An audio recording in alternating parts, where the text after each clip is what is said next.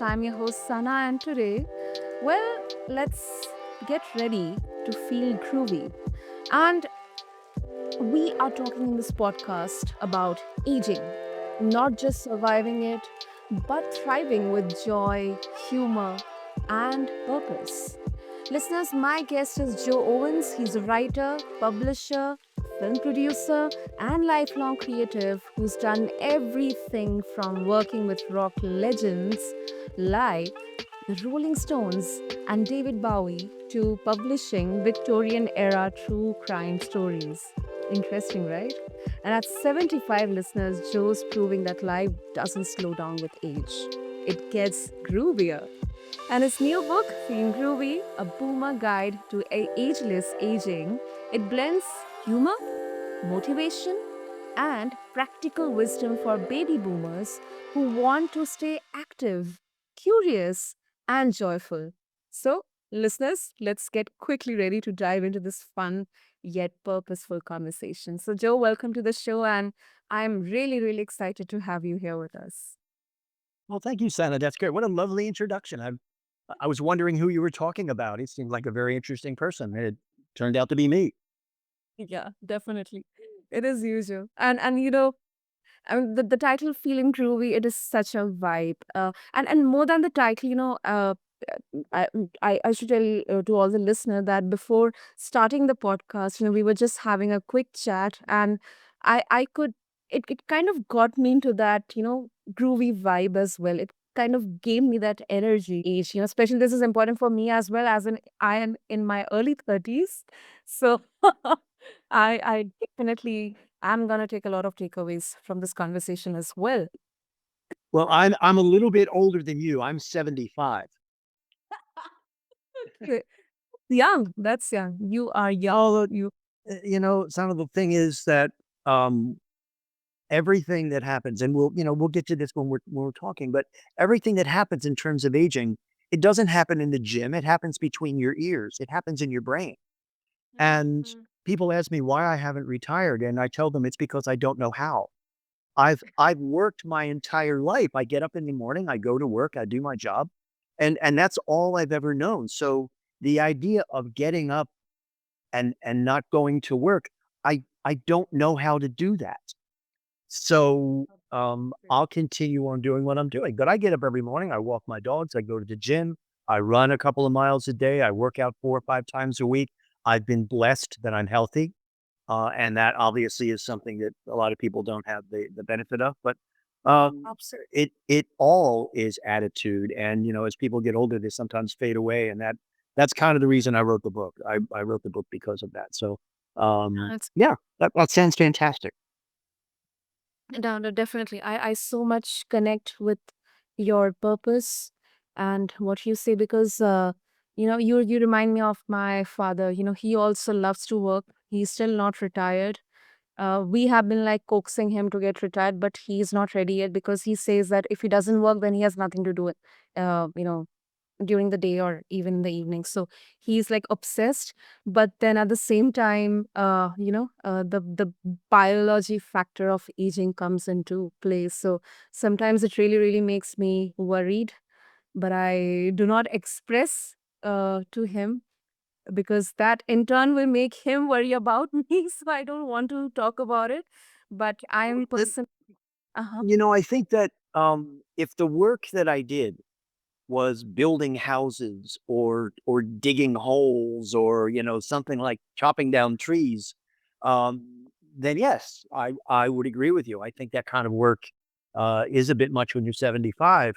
Um, but I write books, and I do presentations, and I do speaking events and things like that. And so it's not that physically demanding. However, having said that, I moved to Florida from California 6 months ago, along with my son, who moved his business, and he's in the business of automotive parts, the wheels that go on cars.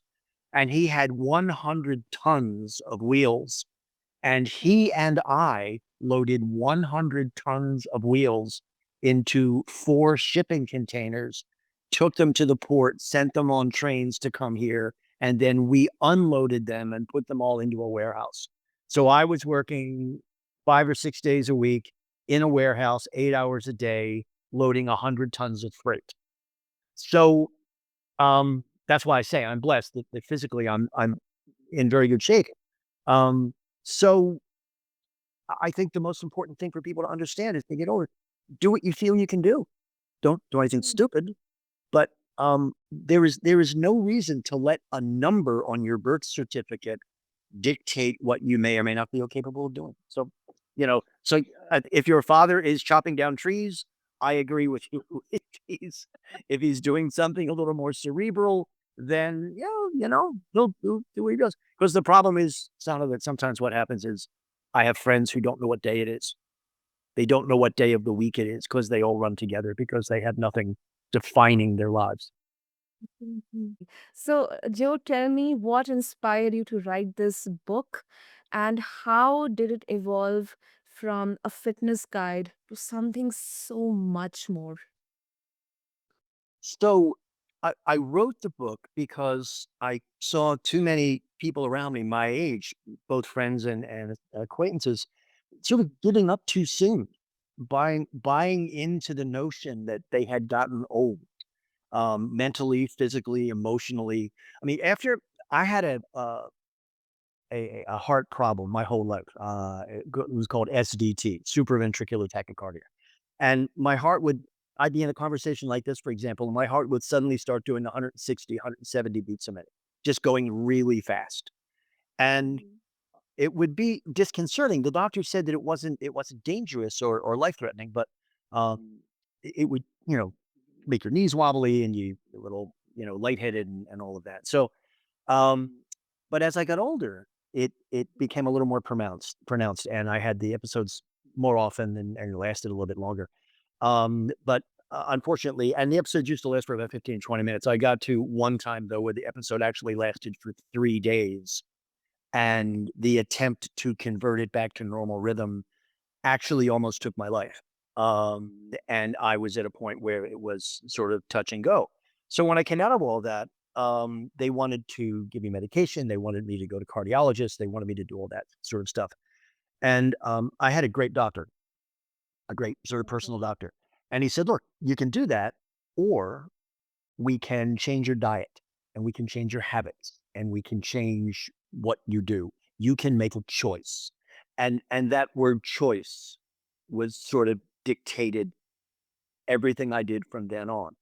So I realized that it is a choice. So I chose to change. So I started working out, I started drinking more water, I changed my diet, I stopped, things like alcohol and caffeine and those kind of things that although I had to stop chocolate, which was kind of heartbreaking, but um Yeah. and a couple of years later, I felt good. I mean, I actually started feeling the episodes of the heart problem went away, literally went away. And I said, well, at 60, gee, I wonder it'd be interesting if I actually tried to get back in shape. So I started seriously working out. I started running a couple of miles a day. I started lifting weights. And the book talks about how important weightlifting is and how important strength is as you get older. Muscles burn calories while you're sitting still, as opposed to cardio, which only burns calories while you're running. So things like that became important. Plus, it's important to be strong when you get older because if you trip when you're young, you scuff your toe and you move on. If you fall when you get older, you break a hip, and so you need to stay strong. So when I decided to write the book, I said, well, okay, let's write a workout guide, because that'd be great because that's what I did. I started working out and I changed my diet and I got healthy. So I started talking to some friends about it, and they made it pretty clear to me that they weren't just looking for exercises. Um, they wanted to understand how to feel young again. So Feelin Groovy became about more than fitness. It became about mindset and attitude and purpose and humor and sort of not letting yourself get stuck in the past or to Mhm. fade into irrelevance. So it kind of became a guide to growing older without growing old. And that's where I found the ageless aging idea. And I talk about that in the book, how you can pass the years without the years taking a toll. So I was trying to figure out how to tell that story. And I realized just tell my story. Just tell people what, what happened to me. And so this is what happened. This is what I did about it. This is what I do now. And it seems to work because here I am 15 years later. And as you said in the intro, I have a whole bunch of different things that I pursue. I am not retired. I no intention of doing that because I don't know how to do that. And so that's kind of why I wrote it, and really what it's about is just keep at it and don't check out early. I wanted to help other people kind of find their own second wind. Yeah, I really like that statement. Don't check out early. That is so profound. That is so profound. Thank you. Oh, that's refreshing, Joe. I think it's really a great reminder that staying young at heart, it's not only about the physical aspects, but it is about mindset. It is about embracing what keeps us energized spiritually, mentally, and physically, of course. So that is really, really great. So Joe, as you mentioned that you faced serious health issues, SVT, but then you decided to choose a path of action and attitude adjustment. So for listeners who are feeling discouraged by health or aging, feeling that anxiety that aging is inevitable, and if I age, then I'm bound to have physical or mental challenges. What's one small shift they can do to start feeling more empowered? Well, I first first of all, I always tell people, put down the potato chips and get off the couch. That's step one. Do something. Your body is a beautiful, elegant machine. It is spectacularly designed. It works so fantastically. I mean, watching somebody run or watching somebody do physical activity, it's the reason why we love to watch Olympics and things like that. It's spectacular the way our bodies work.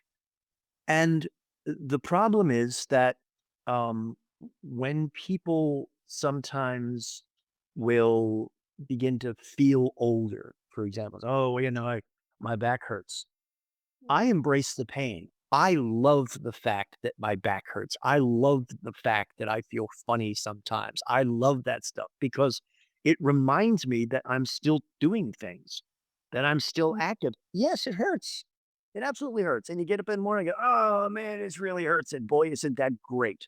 Because I worked out hard yesterday and I'm paying for it this morning because I know I'm still alive. Sort of an aside, I don't take any medication. I don't like medications, and I particularly don't like painkillers because I had a little workplace accident a couple of months ago. Something heavy got dropped on my foot, and I went and had it X-rayed. Nothing broken. Great. Laced up my boot and got ready to go back to work. And the doctor said, "Do you want anything for the pain?" And I said, "Well, no. Why would I take something for pain? Because if it hurts, I know it's not healed yet." So, but if I numb the pain, how am I going to know if I'm better? So I think what I always tell people is, look, I'm not a life coach. I'm not a fitness. I'm none of those kind of things. I'm just a guy who did some push-ups and did stuff myself. But if you are looking for a way, then it starts in your mind. I'm not irrelevant. I am not fading away. I am not going to what is that old poem about? Do not go quietly into that dark night, rage against, it's so important that you start by saying, okay, step one, I'm going to get healthy. Step two, I don't know how to do that. So how do I think I'm going to get healthy? Okay, maybe I'll put on some shorts and a sweatshirt and I'll go for a walk. If I have some health challenges, I'm going to go talk to my doctor. But I promise you, your doctor is going to love the idea of you getting up and going out and doing things. If it hurts, it's part of the process, but it's all choices. I Your body is designed to do what it is you want it to do. So help it. Help your body do these things. Uh, there's a great doctor, and this changed my life when I started thinking about what I wanted to do. There's a doctor who works with older folks, and she's a physiotherapist, and she said there is nothing that a 17-year-old can do that a healthy 60-year-old can't do. And that changed everything for me. That if my body at 60 or 65 or 55, whatever, or 70, I mean, if my body is okay and I checked with the doctor and I, made sure that I'm not going to do anything stupid, I can still run. I can still walk fast. I can still lift things. They did a study with people in their 80s and 90s. They started lifting weights. In their 80s and 90s, they started them lifting weights and they improved their strength by 180%. It's your body, trust me, your body will rise to the occasion. Mm. Your body will answer the call. If your brain says, we're going to get up, we're going to put on some sneakers, we're going to go for a walk, your body will be there. It will support you because it wants to, because your body wants to be healthy. So I think you just make a decision. I decided to run. I had no history as a runner. I didn't know anything about it. But I decided that's what I was going to do. And in the book, I tell this silly story about how I didn't know how to run, and I half a block the first day, and I was so winded I thought I was going to die. But my strategy was that houses have mailboxes in front of them, so every day I would run one more mailbox, and the next thing I know, I was running 3 miles. So your brain is where it starts. Your body will come along for the ride. All you need to do is make that decision that I am not going to slip away. I am not irrelevant. I am not going to, and the people around us, your family, your friends, they all say, "Oh, come on, dad," and my son knows not to ever say that to me. My son knows to never say, "Oh, come on, old fella." You know, nope. So, but society overall, especially in Western society, we're a little dismissive of older people. Not with me. I'll sort of end this with one interesting little story. I had a partner that I worked with in the real estate business in North Carolina, and she was telling me a story about how um, a young couple had a disagreement and they decided to split up, and some of the furniture was in her parents' garage. And so the son went, or I'm sorry, the husband went to the parents' house to take some furniture out of the garage. And he wasn't very nice. He was unpleasant. He was a little physically threatening to the couple. And she said, I don't think that would have happened with you. I said, no, because, I will stand my ground.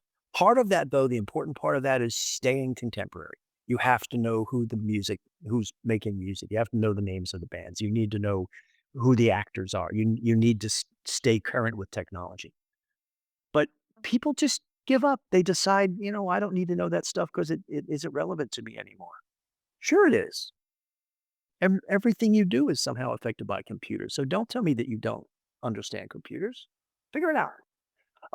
So that really is relevance, and as you and I chatted about before we started, it starts between your ears. It all starts in your brain, but your body will come along, and the more opportunity you give your body to get healthy, the healthier it will get. That is really powerful, really, really powerful. So, Joe, in the interest of time, of course, before we wrap up, if our listeners would like to get a hold of your book and connect with you to get some more energy from you as well, the inspiration that they we all need. What's the best way to do that? So the book is available on Amazon. It's available in paperback and also available as an ebook. It will soon be available as an audiobook as well.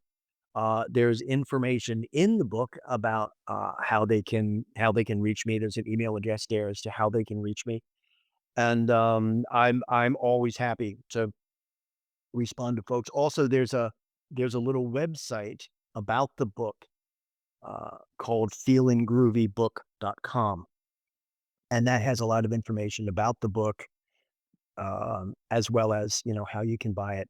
I'm sort of thinking about a newsletter. I'm thinking about some other things, so I would be wide open to any comments or suggestions people have, and really, uh, it it all comes down to making choices, being mindful about the choices that you make, and really believing that if you wanna do something, you can.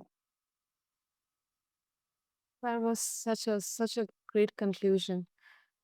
Being mindful about the choices. Thank you for the beautiful conclusion to this conversation, Joe. And of course, I'll have all the links mentioned in the show notes for our listeners. And I mean, thank you so much for sharing your story, your joyful approach to aging. And what I realize is your message is such a gift for all of us, not just for boomers, but for anyone, including me, wondering how to keep dancing through life's later chapters. So thank you I'm so sorry, thank much. you so much for having me and letting me share this. I sort of feel like I've been blessed and, in being healthy and sort of being able to do the things that I wanna do. So, it's great. So if that helps at all, then I hope everybody can do that and feel groovy. Absolutely, absolutely. So, listeners, I invite all of you to check out Joe's book, Feeling Groovy, A Boomer Guide to Ageless Aging, and also connect with him. And I'll have all the links in the show notes for you. And until next time, stay mindful and, as Joe says, stay groovy. Thank you.